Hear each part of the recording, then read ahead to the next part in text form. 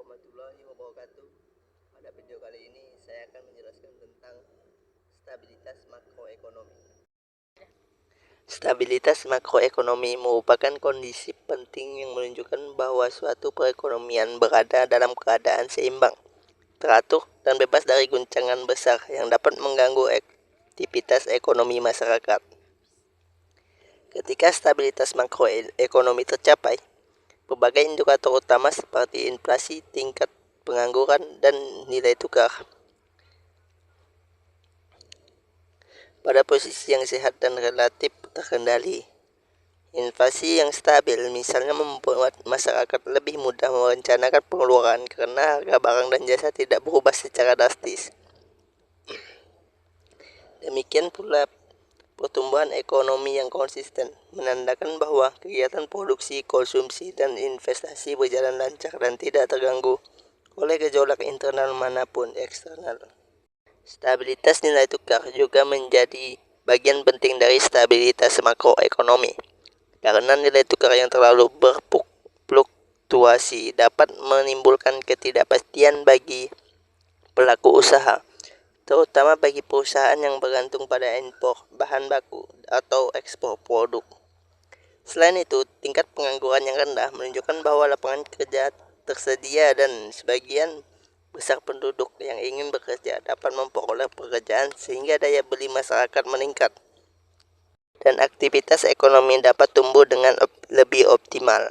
Stabilitas makroekonomi juga mencakup kondisi sistem keuangan yang sehat, di mana bank dan lembaga keuangan lainnya berfungsi dengan baik maupun menyalurkan kredit secara efektif dan memiliki tahanan yang kuat terhadap risiko. Semua indikator ini saling berkaitan dan membentuk fondasi bagi perekonomian yang kuat. Ketika salah satu indikator mengalami gangguan, indikator lainnya juga dapat terdampak. Sehingga stabilitas makroekonomi merupakan hasil dari interaksi yang harmonis antara berbagai aspek dalam perekonomian. Untuk menjaga stabilitas makroekonomi, berbagai kebijakan ekonomi harus dikelola dengan baik, terutama kebijakan moneter dan kebijakan fiskal. Kebijakan moneter yang biasanya dijalankan oleh Bank Sentral seperti Bank Indonesia bertujuan mengatur jumlah uang yang beredar, suku bunga, dan kestabilan sistem keuangan. Ketika inflasi meningkat tajam, Bank Sentral dapat menaikkan suku bunga untuk memperlambat konsumsi dan investasi berlebihan, sehingga tekanan harga dapat menurun secara bertahap. Sebaliknya, saat ekonomi melemah dan konsumsi menurun, Bank Sentral dapat menurunkan suku bunga untuk mendorong aktivitas ekonomi agar kembali bergairah. Di sisi lain, kebijakan fiskal yang dijalankan pemerintah juga memegang peranan penting dalam menjaga stabilitas makroekonomi. Pemerintah dapat mengatur penerimaan melalui pajak dan pengeluaran melalui belanja negara untuk menstabilkan perekonomian. Misalnya, ketika terjadi perlambatan ekonomi, pemerintah dapat meningkatkan belanja infrastruktur untuk memberikan insentif fiskal untuk mendorong investasi dan konsumsi. Namun, ketika ekonomi terlalu panas, pemerintah dapat mengurangi belanja atau meningkatkan pajak untuk mencegah inflasi yang berlebihan. Stabilitas makroekonomi juga sangat dipengaruhi oleh faktor eksternal seperti kondisi harga komoditas dunia, ketegangan geopolitik, pasar keuangan global, dan nilai tukar mata uang internasional. Dalam era globalisasi, perekonomian suatu negara sangat rentan terhadap perubahan kondisi eksternal, sehingga kemampuan pemerintah dan bank sentral dalam merespon gejolak global menjadi krusial. Selain itu, stabilitas politik dalam negeri juga merupakan elemen penting dalam menjaga kestabilan makroekonomi.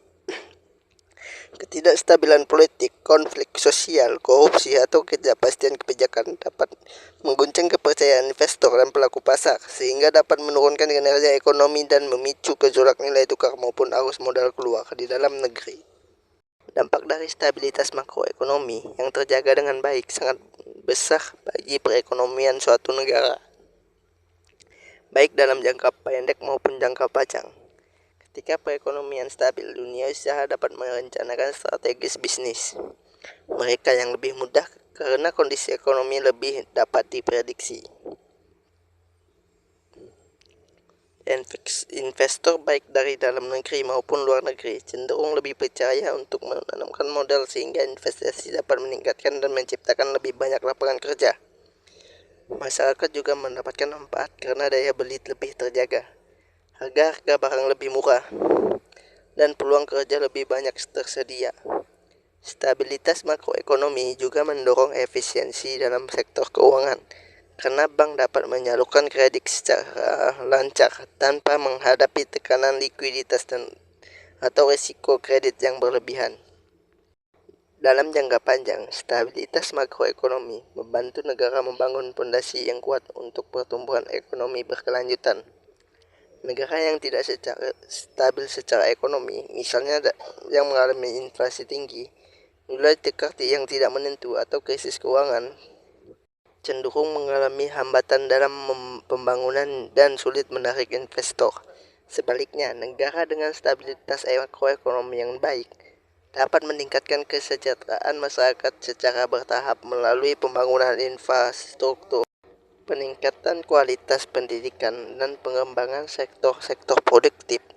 Karena itu, stabilitas makroekonomi bukan hanya tujuan ekonomi yang semata, tetapi juga sangat penting untuk menciptakan kemajuan sosial, pengangguran kemiskinan, dan peningkatan kualitas hidup masyarakat.